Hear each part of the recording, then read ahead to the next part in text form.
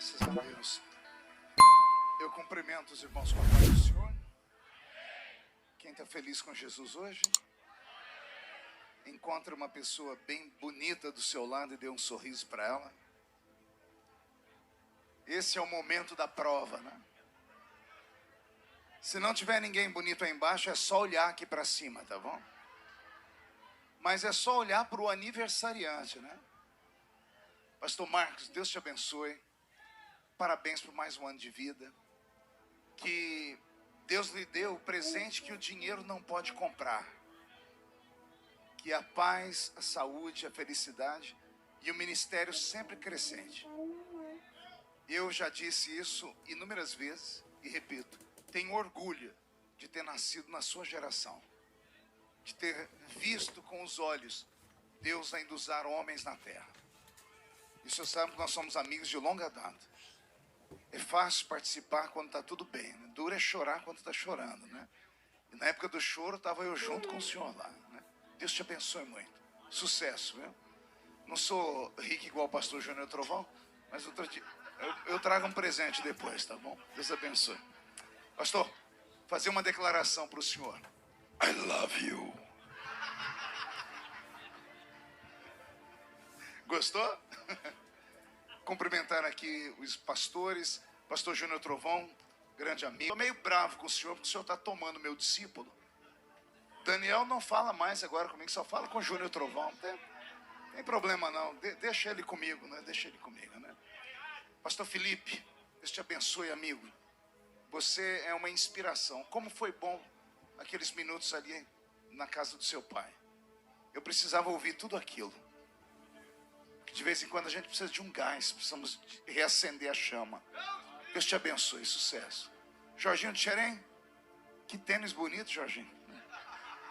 Você veio para competir com o Daniel, né? David, canta muito. Não, eu tenho medo, um homem do seu tamanho não dá para zoar, né? Agostinho, Deus te abençoe. Essa é a sua esposa? Você orou muito, né? Ela não orou nada, né? Brincadeira, que casal bonito, que casal simpático, viu? Deus abençoe a todos os irmãos. Chega de prosa. Quem trouxe Bíblia? Vamos estar em pé em reverência à leitura da palavra? Livro dos Juízes, capítulo de número 4. Livro dos Juízes, o capítulo é o de número 4.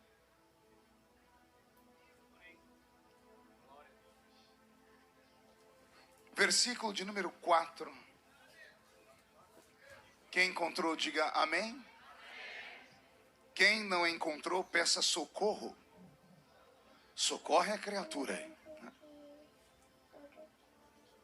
Livro dos Juízes, capítulo de número 4, versículo de número 4.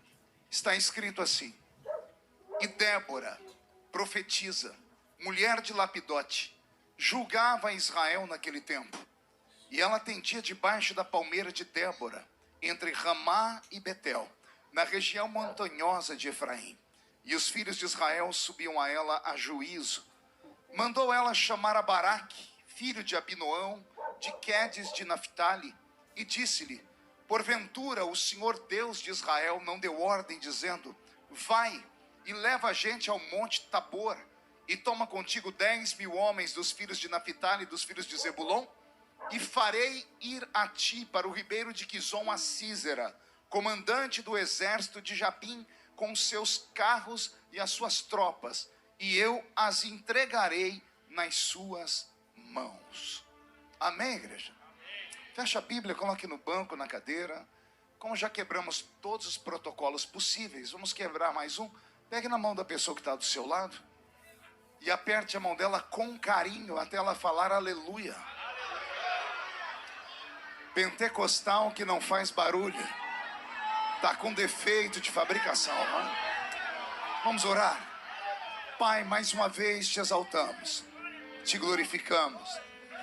Oramos pela vida do anjo da igreja, do pastor Marcos Pereira, para que o Senhor o conserve em vida pelo menos mais uns 100 anos, ou no mínimo até o arrebatamento da igreja. E como pregador desta noite eu lhe faço 2 pedidos especiais. O primeiro é que o Senhor cerque o templo da Adude com seus anjos E num raio de 5 quilômetros, onde houver um demônio alojado, eu dou a esses demônios segundos para sumirem aqui do Éden. Porque se não sumirem, serão queimados pelo poder da sua glória que aqui será derramada. Rasgue os céus sobre este santuário. Manda anjos de fogo descerem aqui. Que estes anjos desçam, trazendo brasas de fogo nas mãos.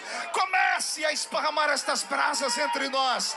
E onde houver um crente cheio do Espírito Santo, pega ele agora, Jesus. Agora. Agora, meu Senhor. E mostra o caminho da verdadeira e poderosa adoração. Fala conosco, fica conosco. É o que eu te peço agora e sempre. E toda a igreja diz: os que podem, tomem o seu assento aplaudindo a Jesus, porque Ele é bom, porque Ele é maravilhoso. Antes de pregar, eu quero aqui fazer um elogio. Pastor Marcos, eu já prego aqui, eu acho que já é o 3º ou 4º aniversário do senhor. E nenhum dos outros se compara a esse. Em espiritualidade. Esse está diferente. Não sei se é o ambiente, porque a gente sempre faz aqui no pátio. E ali a céu aberto, parece que os demônios têm mais liberdade. Como aqui a casa é protegida, eu estou sentindo Deus bem baixinho aqui nesse lugar. Alguém está preparado aí? A única tristeza que eu tenho quando vou pregar é quando os pastores antes de mim começam a me dizer: eu escuto o senhor desde criancinha, desde que eu era pequenininho, né? Um dia desse eu estava num culto, veio uma irmã, sem brincadeira, pela minha salvação, ela devia ter uns 70 anos, e ela falou: pastor, eu te escuto desde criancinha. Eu falei: a senhora tem certeza que sou eu? Ela falou: o senhor não é o Feliciano Amaral? Eu falei: não, o Feliciano Amaral cantou na Arca de Noé. Já dorme no Senhor. Ah, então eu confundi. Falei: que prova, né? O duro que eu já estava quase acreditando mesmo, né? Toda vez. Mas não é que eu sou velho, é que eu comecei muito cedo. Eu prego desde os 13 anos de idade. E hoje eu tenho 48, com cara de 50 e o corpinho de 60, né? Porque não é você, Bocó, né?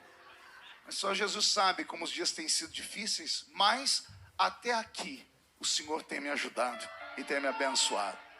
Eu nasci numa época, pastor, onde grandes homens foram levantados por Deus como o Senhor. A minha geração ouviu o Senhor, ouviu Gilvan Rodrigues, Napoleão Falcão, ouvimos Hidekazu Takayama, Gesiel Gomes, ouvimos Gilvan Rodrigues, ouvimos Bernard Johnson, Jim Swaggart. Gilmar pegou a última. Gilmar foi mais novinho da turma, Gilmar Santos também. Então, quando eu era criança, nós tínhamos esses homens como referência. E confesso aos irmãos, era impossível imitá-los. Às vezes até conseguimos com um cacoete. A minha voz, por exemplo, é muito afônica, rouca. E eu me lembro que no culto de mocidade eu ia pregar e eu falava para a moçada: quem que vocês querem ouvir hoje?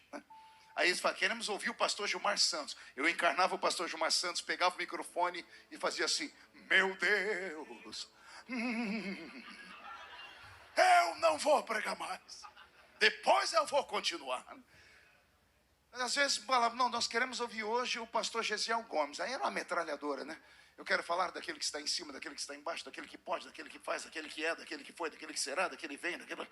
Só que todas as vezes que eu imitava esses pregadores, eles pregavam e caiu uma alegria na igreja. E quando eu pregava, caiu uma tristeza na igreja. E um dia eu falei: Senhor, por que eu não posso ser como eles? E Deus falou ao meu ouvido no alto da montanha. Deus falou assim para mim: se eu precisasse de clones, eu teria feito clones. Se eu precisasse de 2 deles, eu teria feito gêmeos. O Senhor disse para mim: cada um é cada um. Ele me deu uma palavra que se tornou inclusive tema de mensagens. O Senhor disse: não te chamei para ser um eco, eu te chamei para ser uma voz. E eu falei: mas nem voz eu tenho, Senhor. E o Senhor disse para mim: tem um lugar aqui para um tal de Marco Feliciano. Você aceita? Eu disse: aceito. O Senhor disse: então eu vou te usar como você é.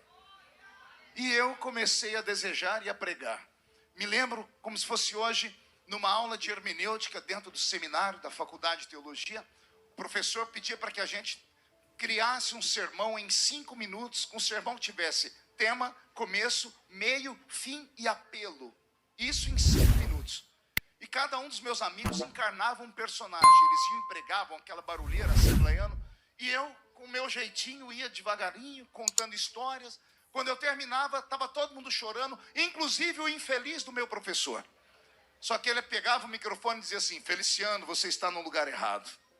Você deveria ser roteirista de cinema, porque você conta história como ninguém. E ele enchia o peito para falar: púlpito de Assembleia de Deus não é lugar de contar historinha, é lugar de pregar. Aprenda a pregar, rapaz. Saía chorando às vezes. E outra vez, lá no meio da montanha, eu falei: Jesus, o senhor disse que ia usar-me do meu jeito, e o meu professor diz que eu sou só um contador de história e que na igreja não tem lugar para isso. Jesus falou para mim: meu filho, ele tem ciúmes de você. Falei: quem? O professor. Eu falei: por quê? Porque você prega como eu pregava quando estava na terra. Você não vai ver Jesus gritar nas pregações, pular. Você vai ver Jesus chamar a multidão, cruzar as pernas e dizer assim: certo homem tinha 2 filhos. Certa mulher estava em casa, varrendo a casa. Ele contava histórias com uma alegria e com uma profundidade que todos paravam para ouvir. Crianças até velhos. Ao ponto de um dia ele acabou de contar a história e falou para os discípulos: pergunte se alguém tem comida. As crianças levantaram a mão dizendo: eu tenho aqui 5 pães e 2 peixinhos. Porque história bem contada, qualquer um para ouvir. Pregador você vai ver depois, né? Que é o pastor Júnior Trovão. Tem uma voz aqui de... parece um barítono. Não é, meu Deus do céu. Mas agora você vai ser convidado comigo para uma viagem. Uma viagem só de ida para dentro do coração de Deus. Quem está pronto para ouvir uma linda história da Bíblia? Então olha para o seu irmão e diga: por favor, não me atrapalhe. Engole o chiclete e só abre a boca para dar glória a Deus. Só os pentecostais, aquele grito que só vocês conhecem. Roberto, mude a música para mim, filho. O texto que eu li é um texto interessante, é um texto importante, porque é um texto de mudança de paradigmas. Quem conhece o livro dos Juízes sabe que o livro dos Juízes representa um período negro na história de Israel, porque logo que eles saem do Egito e entram em Canaã, cometem 1 milhão de pecados, e o cálice da ira de Deus verte contra a nação de Israel. E a nação vive naquela época sobre um regime teocrático. Diga comigo: teocrático. Alguém sabe que regime é esse? É um regime onde Deus governa. A democracia é o governo de homens para homens. A monarquia é o governo de reis para homens. A teocracia é o governo de Deus para os homens. Israel não tinha governante humano. Não havia reis. O primeiro rei vai ser ungido no final do livro de Juízes, com o profeta Samuel colocando a mão sobre Saul e posteriormente sobre Davi. Então não havia reis. Israel tinha Deus como rei. Israel não aceitou Deus como rei. Israel sentiu inveja, ciúmes dos outros povos. De quais povos, pastor? Dos heveus, dos girgazeus, dos cananeus, de todos os zeus daquele mundo antigo. Israel olhou para Deus depois de entrar em Canaã, viram que estavam longe do Egito, viram que não estavam mais no deserto e chutaram Deus para um canto como se Deus fosse um Zé qualquer. Abriram as bagagens dos seus pais que saíram do Egito e não entraram em Canaã porque foram fulminados por Deus no deserto. E no meio da bagagem estavam lá as imagens de Azera, Marduk, Astarote, os deuses da Mesopotâmia antiga, e passaram a adorar esses deuses. Deus não compreendeu. Deus olhou para aquele povo e deve ter dado um nó na cabeça dele. Eu dei a esse povo tudo, tirei do Egito como um forte, abri o mar, mandei as pragas, no deserto não deixei morrerem de fome, não deixei morrer de sede, não deixei morrer pelo calor nem pelo frio, não passaram vergonha porque a roupa não envelheceu, o sapato não furou, e é assim que eles me tratam. Não entendo o meu povo.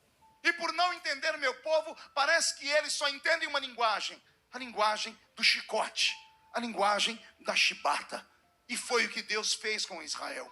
No livro de Juízes, por um período de 270 anos, Israel se curvou mais de 7 vezes diante de nações pequeninas. Perderam guerras que não eram para ser perdidas, porque tinham muito mais soldados, mas os soldados deles sabiam, ou deveriam saber, que a força deles não estava na quantidade, não estava na flecha, nem no arco, não estava na habilidade de portar uma espada, porque a força de Israel não estava na horizontal, ela vinha da vertical. O maior soldado de Israel não era aquele soldado parrudo, com um queixo quadrado, viril, peito peludo e másculo. O maior soldado de Israel era o Senhor dos Exércitos, Jeová Sabaoth. Só que eles deixaram Deus de lado. E então o livro de Juízes é um livro de sequências de quedas. Nós vamos ver Deus levantar inúmeras pessoas no livro de Juízes. Não é difícil aqui os crentes se lembrarem de alguns juízes. De Eude, poderia aqui contar a história de outros mais, porque todas as vezes que Israel chorava e se arrependia, Deus, por ser um pai piedoso, levantava um homem, e no caso da minha história hoje uma mulher, e usava essas pessoas para mostrar a sua misericórdia e a sua indignação. Então o livro de Juízes é um livro de histórias de quedas e levantes, até que um dia Deus não mais suportou. Mas isso é uma história para um outro dia. Aqui no capítulo 5 do livro de Juízes, no capítulo 4, melhor dizendo, porque no capítulo 5 nós vamos ver o cântico de Débora, e o cântico dela nada mais é do que um resumo da forma como Deus a usou. Nós vivemos um período em que Israel vivia, como eu disse, caindo e levantando, como um bêbado. E Deus olhou para aquele povo e sentiu asco. Mas mesmo assim, por misericórdia, por causa do choro dos mais velhos, Deus levanta um homem cujo nome é Baraque. Diga comigo, Baraque. Baraque. Mais uma vez. A palavra Baraque significa trovão. Não estava no script, saiu. Mas esse é um outro trovão. Na verdade, trovão está aqui. Aquele é um traque. Esse Baraque da minha história é só um relâmpagozinho pequeno. Mas o nome dele é trovão. Baraque. E Baraque, por ser juiz de Israel, criou uma forma de libertar Israel que nenhum outro juiz havia criado. Era um homem sagaz, inteligente e ungido. Como ele vem ouvindo histórias de que Israel se levanta, e quando se levanta, ao invés de adorar a Deus, eles adoram Baal, aí Deus pesa a mão, Israel cai. Quando Israel cai, vem os inimigos queimam a plantação, estupram as mulheres, matam as crianças, aí o povo chora, aí Deus levanta um juiz, dá vitória a eles, e era isso, era uma gangorra, ora estavam em cima, ora estavam embaixo, caindo, levantando. Baraque se cansou disso, e ele usou a mente que ele tinha, e ele criou uma forma de escapar, uma forma de libertar Israel, que nenhum outro juiz antes, e nenhum outro juiz depois dele conseguiu fazer. Olha o que Baraque fez. Ele caminhou pela terra, e depois que ele passou perto de um arquipélago de montanhas, a principal montanha era a montanha de Efraim, subindo no alto da montanha, ele encontrou uma clareira cercada pelas montanhas. Lá no alto da montanha havia um lugar muito ermo, grande e plano. Imagina o tamanho dessas montanhas. E ele conseguiu transportar toda a nação de Israel, quase 5 milhões de pessoas, para o alto da montanha. E quando eles se alojaram no alto da montanha, Baraque os dirigindo, eles perguntavam: como vamos fazer para sobreviver? Na calada da noite, descemos, plantamos, e antes do dia amanhecer, subimos a montanha. Deixamos alguns soldados para guardar a nossa plantação e voltamos para as montanhas. A notícia esparramou em todas aquelas cercanias, e houve um rei chamado Jabim. Qual o nome do rei? Que ficou sabendo que Israel estava morando em um ambiente que não tinha como ser tocado, porque estavam morando no alto da montanha, e a montanha era intransponível. Jabim veio de perto para ver, e quando ele olhou e viu que os filhos de Israel se alegravam e cantavam no alto da montanha, e se qualquer soldado dele tentasse subir a montanha, quem estava lá em cima, guarnecido e protegido, bastava mirar com a sua flecha e derrubavam os soldados. Cavalos não subiam o alto daquela montanha, carruagens não subiam o alto da montanha, somente soldados que tinham que ter muita habilidade para subir, mas quem estava lá em cima simplesmente podia desbaratar os soldados que estavam aqui embaixo. Jabim voltou para casa e disse: não é que esse Israel arrumou uma maneira de se livrar do inimigo? Nenhum rei da terra pode tocá-los. Aí o diabo entrou no coração de Jabim e deu a ele uma ideia mirabolante. Pergunte qual? Jabim chamou os homens que trabalhavam com fundição de ferro e disse para eles: construam para mim 900 carros de ferro. Diga comigo, 900 carros de ferro. Imagine os carros de ferro. Não eram carros como esses que temos hoje. Carros mais ou menos parecidos com aqueles que você viu no filme do Gladiador, The Gladiator. Sabe aqueles cavalos que puxavam uma carruagem que era fechada aqui e aberta aqui atrás? Aqueles eram os carros. Jabim criou carros de ferro. Só que carros de ferro não podiam ser puxados por um soldado, por um cavalo apenas, porque eram muito pesados. Precisavam de 2, às vezes 3, às vezes 4 cavalos para movimentar a carruagem de ferro. Como a carruagem de ferro é extremamente pesada e precisa de muitos cavalos, um soldado sozinho não dava conta de cavalgar sobre ela e ir para a batalha, porque alguém precisava segurar aqui o manche desses cavalos, precisava segurar aqui as correias para que o carro não se perdesse. Então, dentro dessas carruagens iam 2 soldados. Quantos soldados eu disse? Um ia para frente amarrado aqui, segurando aqui o cabresto dos cavalos. E o outro soldado era colocado atrás desse primeiro de costa. Ficava um soldado olhando para frente e o outro para trás. Ambos eram amarrados com um cordão de couro para que quem está atrás não caia. O que estava atrás tinha na mão um escudo e uma espada. O soldado da frente apenas dirige a carruagem. Eu estou pintando o quadro e eu quero que você vá desenhando ele comigo. Imagine a cena. 900 carros. 900 carros que tinham no mínimo 2 cavalos. Então cada cavalo tem 4 patas. Nós temos 8 patas de cavalos. Nós temos 900 carros. Nós temos mais de 7.000 patas de cavalos batendo no chão ao mesmo tempo. Nós temos em cada carruagem 2 soldados. Então, se temos 900 carruagens, temos 1.800 soldados. Imaginem 1.800 soldados gritando ao mesmo tempo. Não bastassem gritar ao mesmo tempo, o soldado que está atrás tem numa mão um escudo e na outra uma espada. E ele bate a espada no escudo. O barulho da espada batendo no escudo. Mais 1.800 soldados gritando. Mais 7.200 cascos de cavalos batendo no chão. Mais 1.800 rodas de ferro passando em cima de pedras e pedregulhos. E tudo isso rodeando a montanha. Correndo e rodeando a montanha. Fora os soldados que vinham a pé. Desenharam a cena? Jabim foi tocado pelo diabo para atormentar Israel, não no corpo físico, mas na alma, na mente, nas emoções. Porque às vezes pior do que tomar um tapa na cara é ouvir uma palavra truncada. Que me digam aqui os casais. Casais que às vezes acontecem de entrarem em discussão. Às vezes a mulher preferia que o marido pisasse um dedão no pé dela do que chamar ela de uma certa palavra. E vice-versa. Às vezes o marido preferia tomar um tapa na cara da mulher batendo nele, no rosto, do que ver a mulher chamar ele de vagabundo ou dizer que ele não é homem. Porque palavras às vezes ferem mais do que a mão. Imagine agora o que esse rei está fazendo. Ele está produzindo medo, porque quem estava no alto da montanha não tinha para onde correr. Aí Baraque subia no seu cavalo e saía gritando: acalma, calma Israel, o inimigo só faz barulho, mas não pode subir aqui, porque aqui no alto da montanha nós estamos protegidos. Mas até passar de porta em porta, gritar: se acalmem, é só barulho, o estrago já estava feito, porque era um estrago nas emoções, era o medo, a angústia, a tristeza, a dúvida de que a qualquer momento poderiam eles perder a liberdade. A minha Bíblia Sagrada diz que por 20 anos, quantos anos? 20. Não são 20 semanas, não são 20 dias, nem 20 meses, são 20 anos.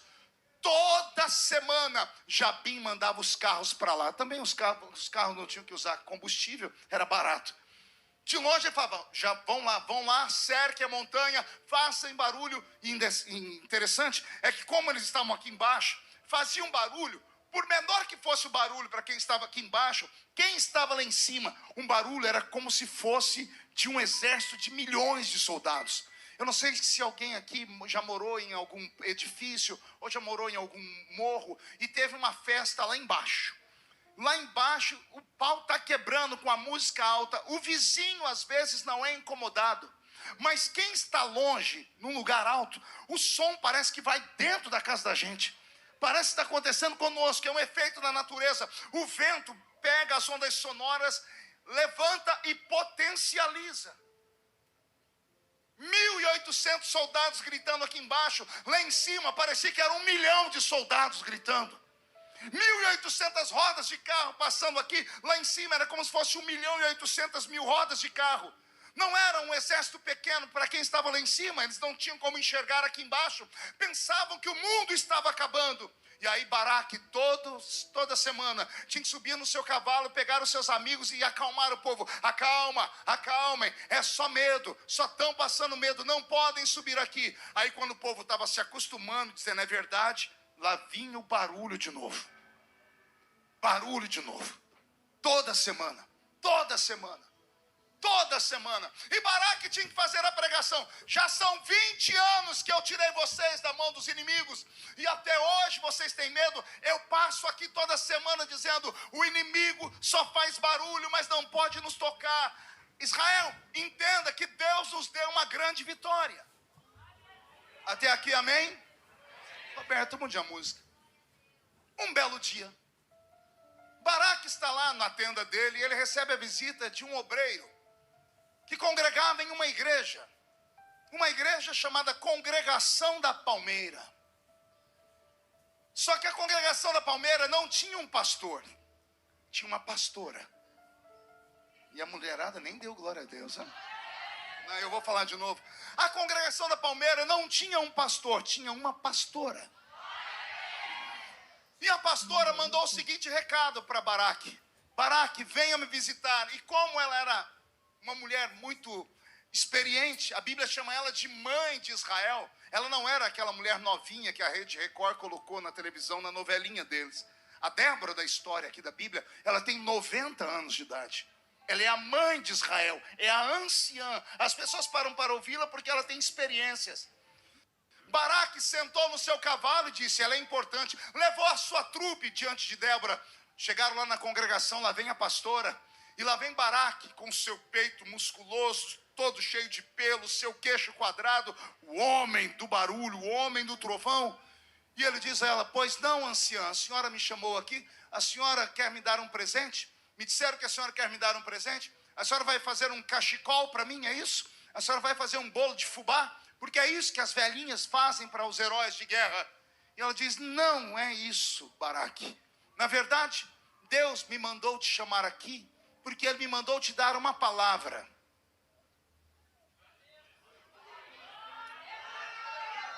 Baraque está todo feliz, assim, até que enfim Deus reconheceu a minha estratégia. Pode falar, Débora, o que é que Deus mandou dizer? Que eu sou grande, que eu sou importante, que eu libertei o povo dele, que eu trouxe paz. E Débora diz, não, assim diz o Senhor, Baraque, covarde. Covarde. Baraque se assusta. Covarde por quê? E Deus toma Débora e diz, porventura não entreguei eu a terra? Porventura quando eu entrego pela metade? Porventura, quando eu entrego para covardes, para se esconderem da guerra. Porventura, quando eu entrego para que vocês me abandonem e levem uma vida tranquila. Quando eu dou a terra inteira. E você, Baraque, trouxe o povo para o alto da montanha. E quem vem para o alto da montanha, Baraque, esquece o vale. Agora eu começo a pregar. Mude a música, Roberto. Baraque criou uma geração de adoradores da montanha. E os que adoram no alto da montanha são muito felizes, porque não tem luta, não tem problema. O inimigo não chega perto deles. Os cavalos não sobem a montanha. E depois de 20 anos, sem uma única guerra, os soldados que subiram lá para cima, que tinham habilidade, que tinham 40, 45 anos, morreram. A juventude que nasceu no alto da montanha não sabia usar espada, não sabiam usar escudo, não sabiam usar armamento pesado, só sabiam cantar. Ai, Jesus.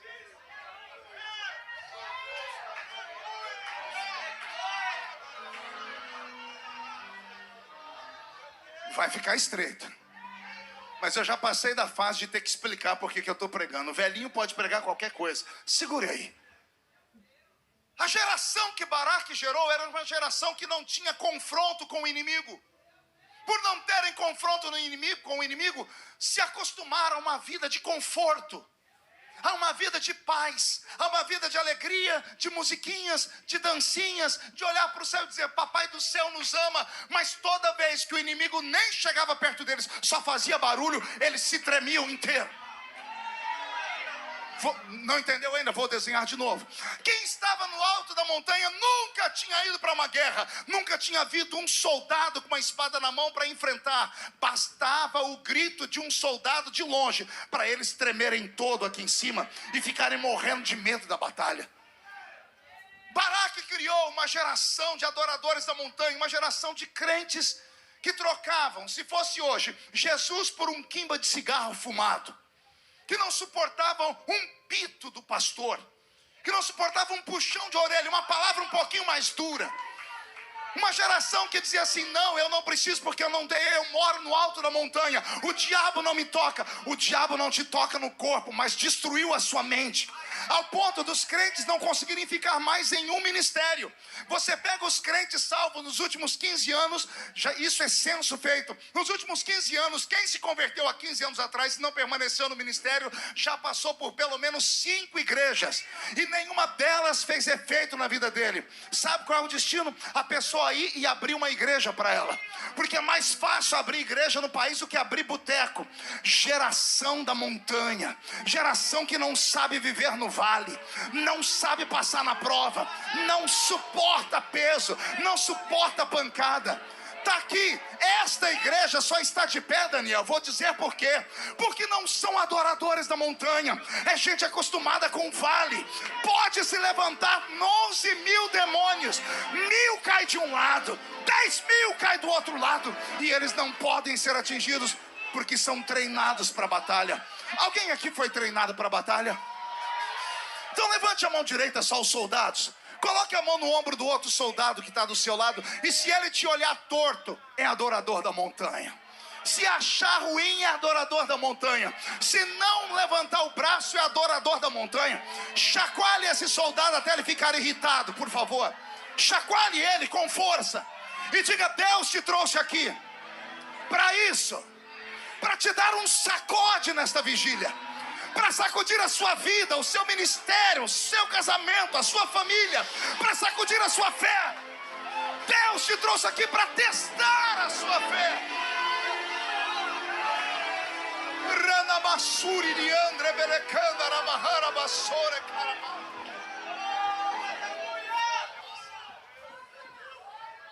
Não existe cristianismo sem cruz. Não existe evangélicos que são apenas aplaudidos e amados por políticos, aplaudidos e amados pela sociedade. Tem alguma coisa errada. Jesus disse: no mundo tereis aflições. Jesus explicou: por amor do meu nome sereis odiados por todos. Eu não vim trazer paz à terra, disse Jesus. Eu vim colocar pai contra filho, filho contra mãe, governo contra governo. Porque o cristianismo não é só uma religião. O cristianismo é uma filosofia. E a nossa filosofia não é uma filosofia como a do mundo. O mundo, você bate no rosto da pessoa, ele vai te dar um outro tapa do outro lado. O cristianismo não. Bateu de um lado, você entrega a face do outro lado. Ontem eu tive uma discussão com juristas, porque o Tribunal de Justiça de São Paulo estão movendo uma ação contra a igreja, porque não querem que pastores unam mais famílias que tiveram uma desavença, pastor Marco. dizendo assim: as igrejas estão oprimindo as mulheres que sofrem algum tipo de violência dentro de casa, ou o marido que às vezes apanha da mulher, porque tem gente que acha que é só mulher que apanha, tem homem que apanha de mulher também. Na minha igreja eu já tratei de uns 5 casos lá. Aqui, né, Daniel é assim, pastor? Eu logo imaginei. Brincadeira, Daniel. Pois bem, aí sabe o que o Tribunal de Justiça de São Paulo está fazendo? Movendo uma ação dizendo que pastores não podem mais aconselhar casais. Não pode dizer para a mulher perdoar o marido, nem para o marido perdoar a mulher, que o divórcio tem que ser implantado a qualquer momento. Geração que não suporta nada. Geração que nem quer casar, só quer fazer um contrato. Não, eu estou indo, se não dá certo eu volto. Vai se converter, filho das trevas! Arasteiam trebelecando, oroba suridicando, aramarabacanda, chone carava, tema sune.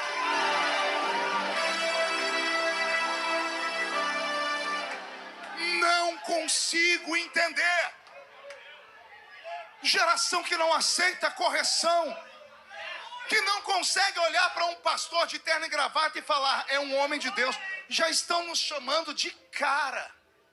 É o cara, é o coaching. Que coaching, que cara, me respeite. Se você não respeita a autoridade espiritual que está sobre a sua vida, qual é o seu futuro? Quem não está sob autoridade nunca entenderá o que é autoridade.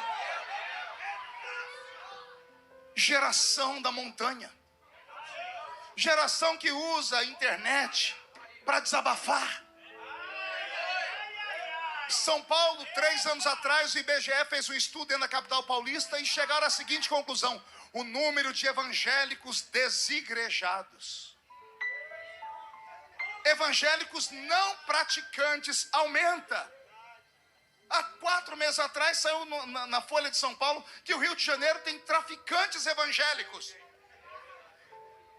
Uma jornalista, eu fui para cima dela e disse: não existe traficante evangélico. Não existe, não. Existe traficante que respeita evangélico, mas ou ele é traficante ou ele é evangélico. Não dá para comungar com as duas coisas. Pastor, o senhor está correndo risco de vida. Não temo a morte. Fui levantado para ser profeta e eu não posso fazer uma geração inteira errar. Não dá para servir a Deus e a Baal ao mesmo tempo. Não dá para você vir para a igreja e guardar o seu pecadinho de estimação no bolso. Pastor, não toque na minha amante, não toque no meu amante, não toque no meu cigarrinho, na minha cervejinha. Então, por favor, não congregue comigo. Não congregue comigo.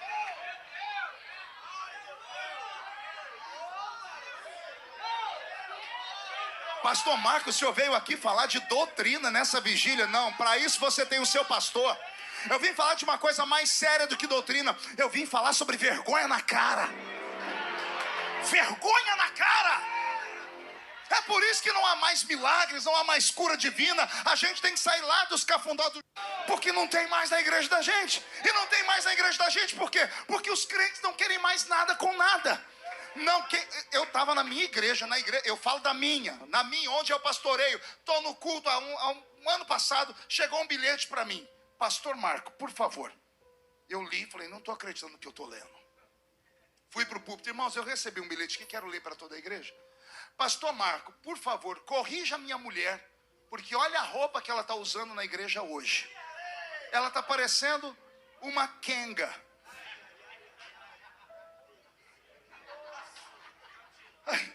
Aí eu falei assim: eu não quero nem saber quem escreveu isso aqui, mas eu quero mandar um recado para esse cidadão que escreveu isso aqui. Se você mandou o bilhete para mim é porque o senhor é crente. E se o senhor é crente e não controla a sua casa, é porque o senhor é frouxo. Porque o senhor tem que ser o sacerdote da sua casa. Se a sua mulher não respeita o senhor, vai respeitar a mim como? Olha a situação em que nós estamos vivendo. Geração criada no alto da montanha. Geração que não suporta ir para o culto e não ter uma oportunidade para pregar.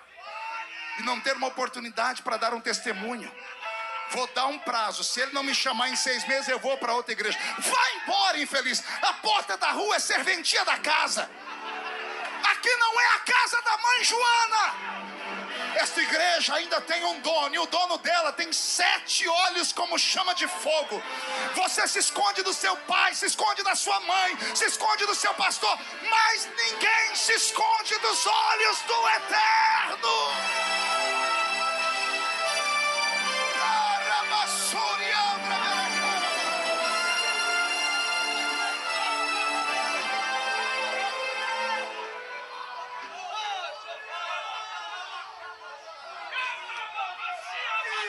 20 anos no alto da montanha. 20 anos sem nenhuma morte física. Nenhum soldado morreu no corpo, mas uma geração inteira morta por dentro. Carcaça de crente. Aparência de crente. Cabelo de crente. Mas não tem o espírito de um guerreiro. Geração que eu chamo de crentes Nutella. Crentes Nutella. E o pior é que essa desgraça pega. Senta com um crente Nutella, ele vai te convencer de que você é dono do seu próprio nariz e que o pastor não tem nada a ver com a sua vida. Hoje, um rapaz que foi me buscar para me levar para uma reunião, na volta eu descobri que ele era evangélico, eu senti que ele já foi, porque a pessoa fica com a marca.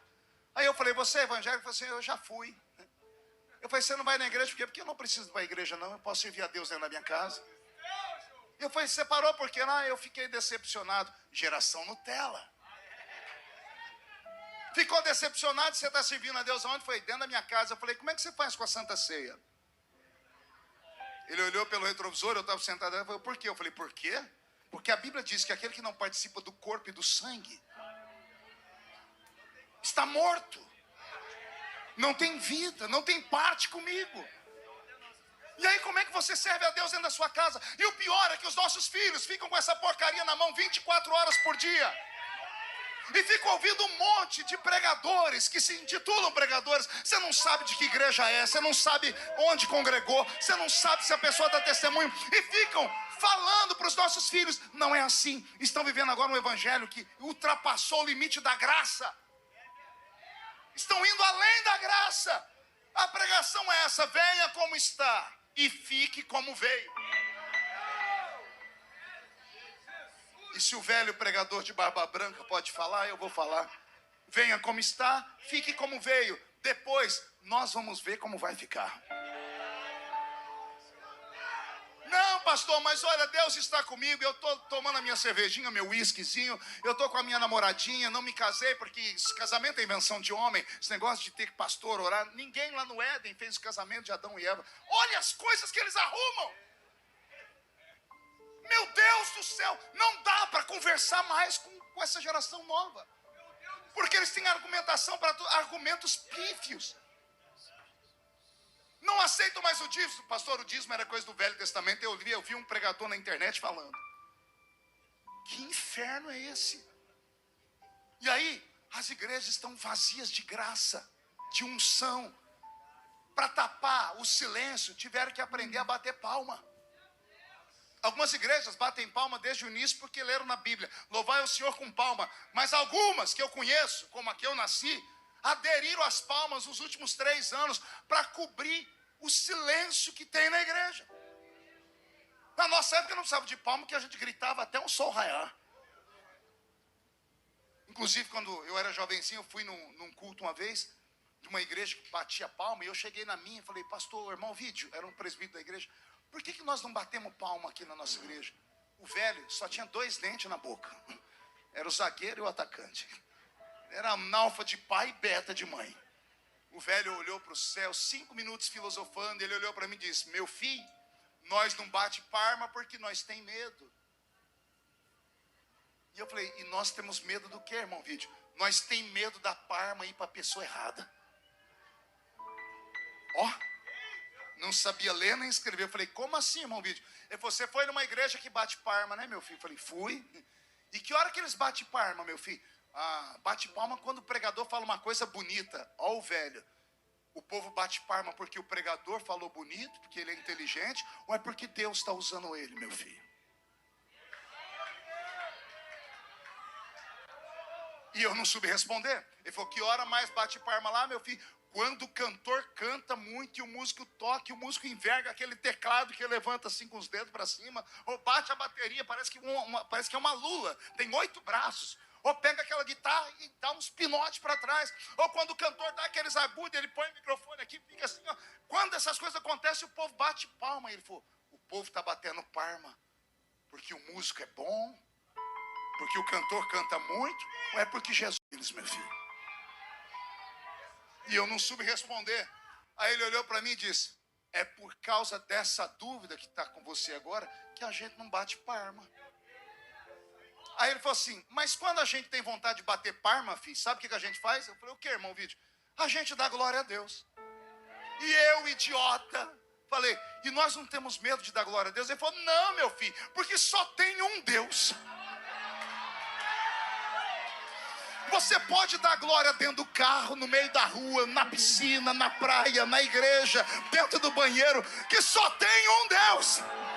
Essa glória sai da terra, atravessa o teto, atravessa o céu atmosférico, atravessa o céu cósmico, entra no terceiro céu, atravessa o portão da cidade santa, cruza a cidade inteira, passa por cima da ponte do rio da vida, chega no tabernáculo divino, atravessa o alpendre, passa pelo átrio, passa pelo lugar santo e entra no santo dos santos.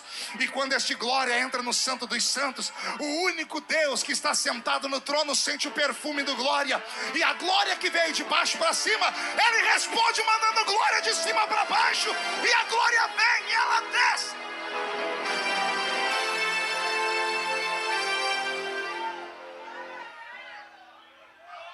Eu contei ontem na vigília que eu estava pregando, o Daniel estava lá, ele morreu de dar risada.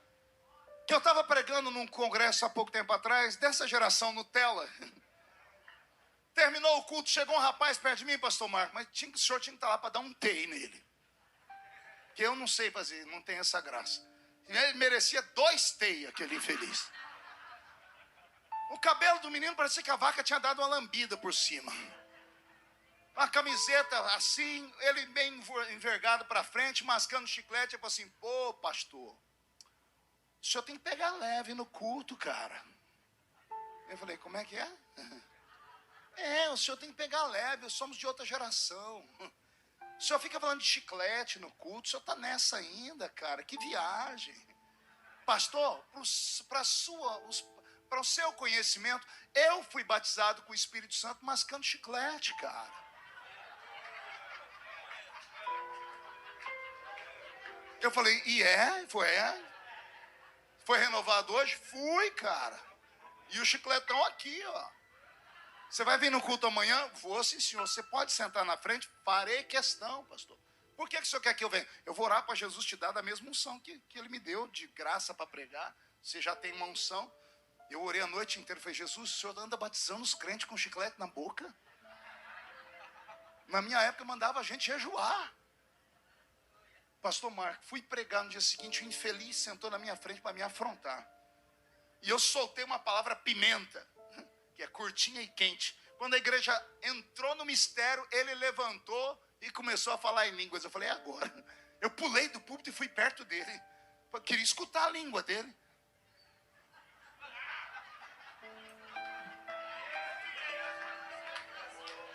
Quer ouvir a língua dele? Eu cheguei, ele estava assim, glu. Glu, glu, glu, glu. Glu, glu, glu, glu, glu, glu. Eu botei a mão na cabeça dele e falei, espírito do peru, eu te repreendo agora. Satanás do inferno. Geração Nutella. Adoradores da montanha. Tremem de medo só de ouvir. Gente, os crentes dessa geração nova fazem o sinal da cruz.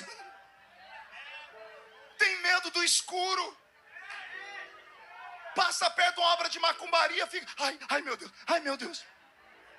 Ô raça! A nossa geração entrava dentro do centro de macumba. Eu ainda peguei a geração dessa igreja Que um dia eu cheguei aqui, o pastor Marco falou, vamos comigo ali? Eu falei, vamos. Eu achei que ele ia me levar num shopping.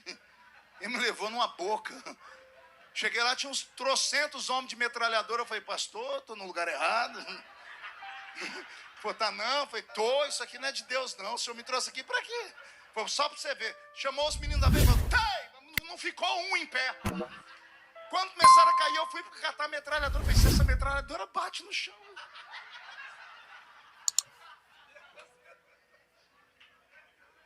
Se eu, que venho de uma geração raiz, fiquei com medo, imagina se botar alguém da geração Nutella. Não sobe um monte.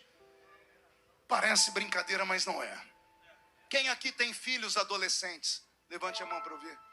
Meus pêsames. Meus sentimentos. Roberto, mude a música. A senhora quer fazer um teste? O senhor quer fazer um teste? Tenta tirar o celular da mão da sua filhinha de 15 anos. Tenta. Você vai ver entrar dentro dela Zé Pilintra, Zé Pilantra, Chucaveira, Tranca-Rua, Preto Velho, Pombagira. Vem de monte. Nossos filhos vão para a escola e têm medo, vergonha de falar que são crentes. Eu conheço história de meninas que quando vão para a escola levam uma roupa escondida dentro da bolsa. Porque sai de casa vestido como crente, quando entra dentro da escola, vai no banheiro e troca e põe uma roupa para ficar parecido com todos. Geração do alto da montanha. Não são mortos, mas não conhecem Deus 100%.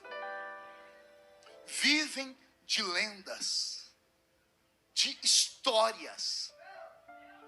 Tudo que sabem sobre Bíblia é o que ouviram alguém falar. Não tiveram experiência nem o embate. Não foram para o combate. Não foram testados. Não suportam pancada.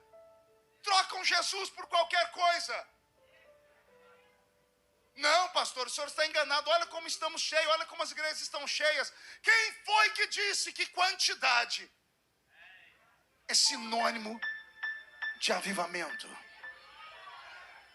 Não se escandalize. Vou falar do meu estado. Aqui eu não sei como funciona. Marcha para Jesus em São Paulo. Ano passado, 3 milhões de pessoas marcharam pela capital paulista. William Bonner, no Jornal Nacional, parou o jornal para dizer: evangélicos colocam 3 milhões de pessoas marchando para Jesus em São Paulo. Eu quase estava dando um glória a Deus. O Espírito Santo falou comigo: ei, calma. Você deveria dar glória a Deus se o William Bonner continuasse a frase. Eu falei: como assim, senhor?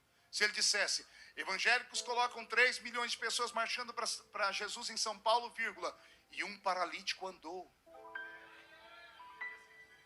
E um cego viu. Um surdo ouviu. 100 pessoas aceitaram Jesus como Salvador. Não tem. Pergunte se colocam alguém para pregar na marcha lá em São Paulo.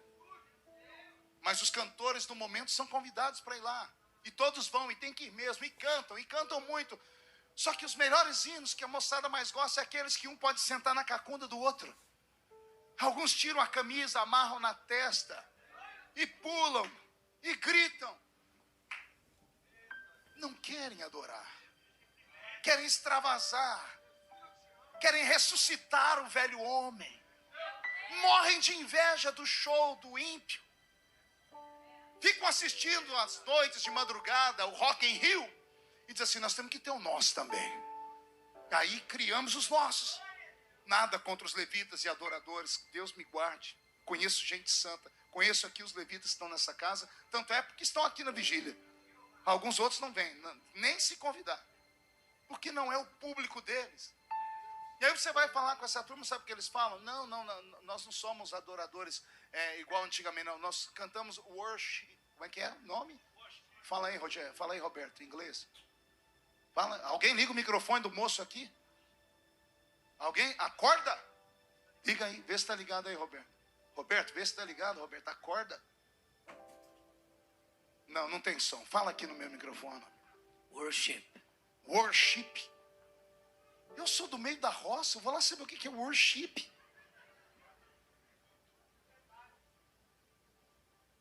segregam cantores. Tem os pentecostais raiz, do worship, e tem os clássicos.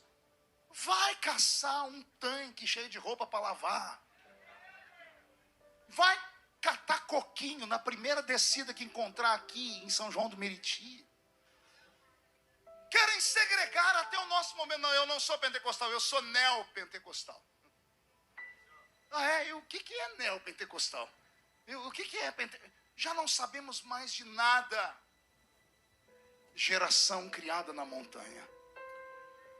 Aí Débora, a velhinha, que ainda tinha experiência, chamou Baraque e disse: o Senhor mandou te dizer, coloque arma na mão do povo e mande o povo descer para conquistar os vales de novo.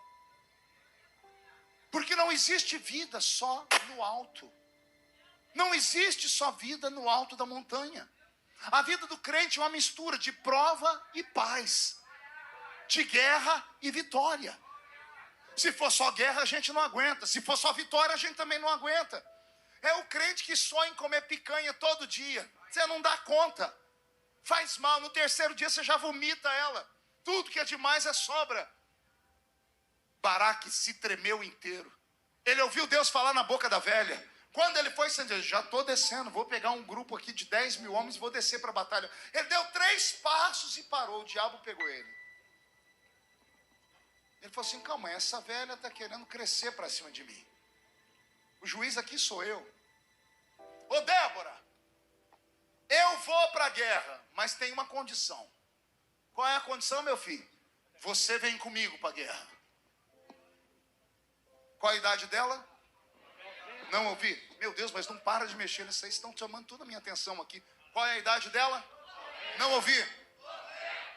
O soldado mor, o capitão daquele exército virou para ela: eu só vou para a guerra se você for comigo. Ele achou, agora ela não vai. Essa velha não vem para a guerra. Primeiro, não consegue nem andar direito. Quando ele falou, você vem, ela levantou e disse: eu vou, meu filho.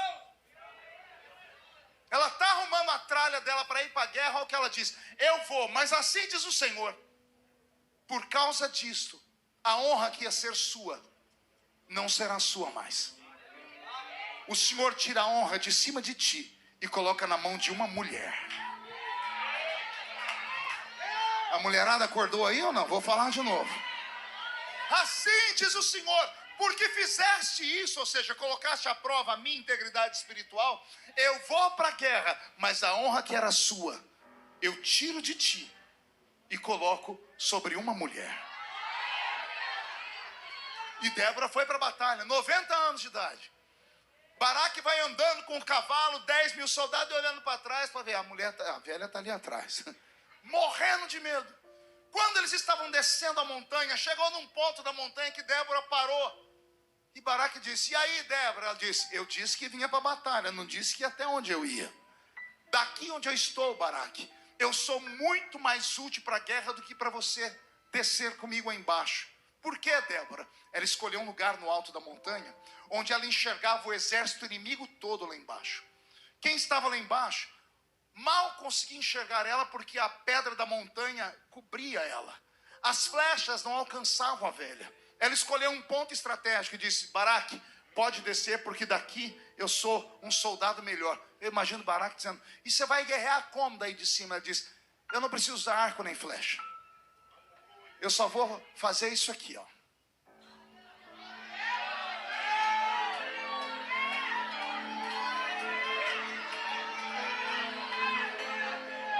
Leve os jovens para a guerra, porque eu que sou velha consigo vencer essa batalha na oração. Baraque olhou para ela e disse: eu preciso de uma prova que Deus desse comigo, Débora. Ela diz: assim diz o Senhor, antes de você chegar lá embaixo, o Senhor chegará primeiro. Baraque preparou os soldados, desceram todo mundo. Quando estava chegando perto do embate para a guerra, eu imagino Baraque olhando e dizendo: Débora, não tem nenhum anjo aqui embaixo. Deus não desceu, Débora! Débora! Débora deve ter olhado para baixo e falou: Senhor, o menino está lá, ó. E o Senhor disse que chegava primeiro. O Senhor pode entrar na batalha? o céu fechou. Deu um trovão de verdade. Começou a chover. Antes de Baraque chegar lá embaixo, a chuva chegou primeiro. E quando a chuva caiu lá embaixo, 20 anos com carros de ferro, passando no mesmo lugar, triturando as pedras, foi virando poeira. As pedras foram esfarelando e viraram pó. Chuva com pó vira lama, barro. Carro de ferro pesado demais, com 2 soldados em cima. Os carros começaram a andar, uma roda atola. O soldado que tem que descer para desatolar, está amarrado no outro. Antes de mexer, quando ele está tentando desamarrar, ele faz muito peso, a outra roda atola também. Os cavalos começam a bater as patas no chão, atola o cavalo também. 900 carros estão afundados na lama. 1.800 soldados não sabem o que fazer porque estão atolados na lama. Cavalos estão atolados na lama. E lá de cima, Baraque está olhando, dizendo assim: flecheiros, Deus parou o inimigo. Preparem as flechas. 3, 2, 1, já! Chuva de flechas. O exército que por 20 anos atormentou Israel, em 5 minutos, estava imobilizado. Em 5 minutos, acabou uma guerra de 20 anos. E aí Baraque olhou para cima e Débora cantou um cântico. O Senhor pelejou por nós. Deus entregou a terra por inteiro. Não tem demônio no inferno, não tem homem na terra e não tem anjo no céu que são capazes de tirar aquilo que Deus prometeu te dar. Mas depois que Deus te dá, não abra mão de 1 milímetro. Vou repetir: se Deus disse que vai te dar, não abra mão de 1 centímetro. Não faça concessões. Não venda o seu direito de primogenitura. Não tenha medo de ameaças de homens. Não tenha medo de ameaças de convenções. Não tenha medo de governo. Não tenha medo de traficante. Não tenha medo de cara feia. Não tenha medo de gente que pensa que é, mas não é. Se Deus disse que é seu, agarra pela mão e vai. Pegue por inteiro e entenda que o sofrimento não vem para destruir. O sofrimento vem para contrabalancear. Eu tenho um amigo que diz que Deus é brincalhão. Ele nunca dá tudo para uma pessoa só. Ele dá um talento como aquele que tinha Michael Jackson, um fenômeno. Aí ele tem problema com criança. Tem o rei da música brasileira, Roberto Carlos, o maior cantor de todos os tempos. Não tem uma perna. Vem alguém com um talento grande, daqui a pouco você descobre, é ser humano, não é anjo, tem um probleminha. É a maneira de Deus balancear a vida da gente. Porque senão o talento que Deus nos dá vai fazer o homem achar que ele não é um homem, que ele é um semideus. Às vezes eu percebo que Deus faz isso com todos os pastores, pregadores e cantores. Todos nós passamos por ventos e vales que ninguém consegue imaginar por quê. Deus sabe o porquê. Porque se Deus não manda esses ventos e esses vales, a gente chega uma hora que a gente acha que a gente é Deus mesmo. Vocês não viram que teve cantor aqui no nosso país que disse que estava acima da média? Eu já vi pregadores, pastores falar assim: olha, para vir falar comigo tem que saber muito, porque se souber muito vai apanhar pouco. Quem são esses seres microscópicos que acham que tem um rei dentro da barriga? Aí vem Deus e coloca o vale para a pessoa valorizar quando está na montanha. Só que depois que está na montanha um tempo, Deus diz: volta para o vale, para depois você poder dar valor à montanha. Por isso que a vida é uma roda gigante. Às vezes trava aqui embaixo, a gente quer sair dela. Aí vem o pregador e diz: calma, vai dar certo. Aí a roda gira. Aí quando ela trava aqui em cima, quem está lá em cima esquece que já esteve lá embaixo. E dando a cuspir na cabeça dos outros. Daqui a pouco, ó a roda girando de novo. E a vida é assim. Que Deus nesta madrugada nos guarde. Que Deus nessa madrugada te encha do Espírito Santo. Que Deus te dê voz profética. Que Deus levante as Déboras. Porque se Baraque não quer, Deus vai levantar aqueles que não são para confundir aqueles que são. Se acontecer alguma falha na minha vida, na vida do pastor Júnior Trovão, nós que somos pregadores dessa geração, não tenho dúvidas, Deus levantará outros. Não existe homens insubstituíveis. Existem homens e mulheres com talentos únicos. Mas esses talentos, o Senhor pode dar a outro um talento maior do que aquele. Feliz é o crente que sabe qual é o seu lugar. E eu encerro contando aqui um testemunho da minha igreja. Culto, domingo à noite. Terminei de pregar, vem um irmão e diz assim: pastor, eu vim aqui me despedir, eu queria que o senhor me desse a carta de mudança da igreja. Eu falei para ele: só passar na secretaria, obrigado pelo tempo que você teve conosco. Ele virou as costas, parou e voltou. O senhor não vai nem perguntar por que eu estou saindo? Eu disse: não, nós vivemos numa democracia, sinto muito, mas se você não quer ficar, eu não posso te prender. Não, pastor, mas mesmo assim eu vou falar por que eu estou saindo. Então fala, ele queria falar. Eu falei: fala. Pastor, eu estou saindo dessa igreja porque quando eu vim congregar aqui, eu vim congregar aqui para ouvir o senhor pregar, não para ouvir o Zé das Couve pregar. Eu falei: quem é o Zé das Couve? Qualquer outro pregador dessa igreja é Zé das Couve. O único que prega aqui é o senhor. E o senhor mal fica na sua igreja. Eu vim aqui para ouvir o senhor pregar, não os outros. Por isso que eu estou indo embora. Eu falei: vá com Deus. Ele falou: mas o senhor não vai falar nada? Eu falei assim: olha, eu não ia, mas agora que você está me mexendo comigo, eu estava quieto. Então segura. Eu xinguei ele de tudo quanto eu podia, de forma evangélica, é claro. Eu falei: seu infeliz, seu incircunciso, filho da Belial. Prova.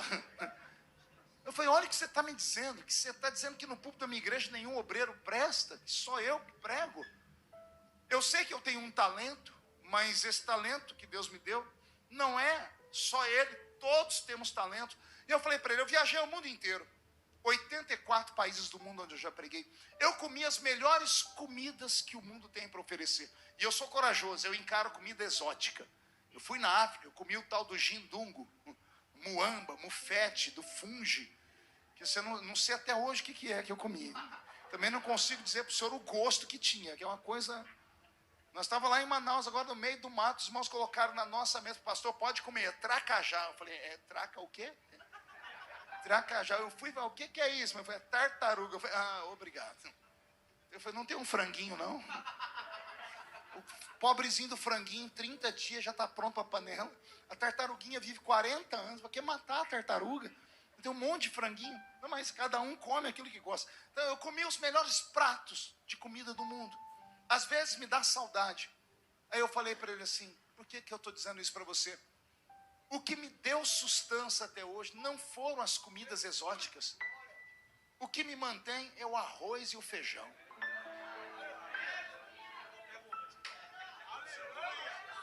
Preciso falar mais alguma coisa? É bom ouvir um Marco Feliciano uma vez na vida. É bom ouvir um Júnior Trovão, um pastor Marcos Pereira, assim, quando ele sai para as cruzadas. É bom fazer aquilo uma vez na vida. As pessoas ficam apavoradas quando vê Deus te usar, Jorginho, Felipe. É bom, mas uma vez na vida. Se vê todo dia, ninguém aguenta. Se você ouvir eu pregar essa palavra, que é uma palavra que começa 30 dias, em 20 dias a igreja está vazia. Porque são talentos específicos para um momento. O que sustenta a igreja é o corinho, é o hininho da harpa, é a pregaçãozinha assim, é o testemunho, é aqueles aleluia que o presbítero dá e o crente fica contando. Hoje já deu 33 aleluia no culto hoje. Toda igreja tem o Zé aleluia, tem o Pedro glória a Deus. É isso que anima a gente. Você está entendendo, crente? Porque não adianta estarmos só no alto da montanha. Temos que aprender a conviver aqui no vale. Eu amo ouvir o hino que aquele menino cantou aqui. Como é que é o nome dele? Lucas Neto. Paulo Neto. Lindo hino, né? Mexeu com a gente também. A voz dele canta muito. A banda, então, canta demais. Mas de vez em quando é bom ouvir um hino assim, ó. em fervente oração, eis o meu coração na presença de Deus derramar.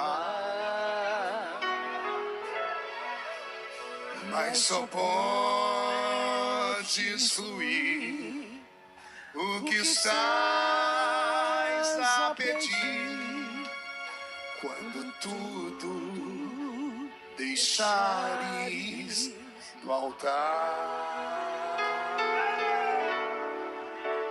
Quando tudo perante o Senhor estiver e todo o meu ser Ele controlar,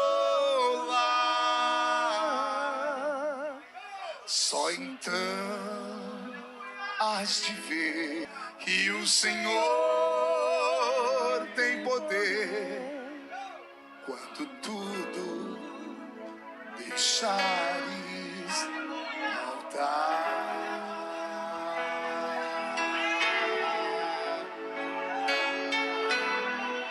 Fica de pé comigo. Assim diz o Senhor: tome posse da terra. Fique na montanha, mas não esqueça os vales. Valorize os vales tanto quanto você valoriza a montanha. E não tenha medo de Jabim. Não tenha medo dos carros de ferro. Porque eles podem ser fortes, mas mais forte é aquele que está contigo. Não despreze os conselhos dos mais velhos. Que Deus levante as Déboras para dar um puxão de orelha nos Baraques e dizer: vai para a guerra, pegue a seu arco e a sua flecha e vem. Vamos tomar posse, vamos entrar no campo do inimigo e tomar de volta o que é nosso. E eu profetizo que um tempo de glória, avivamento e renovo vai descer sobre toda a igreja. E quem acredita nisso, diga: eu acredito, pastor. Pegue na mão de quem está no seu lado. Pai, eu termino este momento deixando aqui esta palavra simples, humilde, mas carregada de verdades. Te dou graças por ter tido esta oportunidade de ministrar a sua palavra. E eu tenho certeza, ó Deus, que de tudo que foi ouvido aqui, se 10%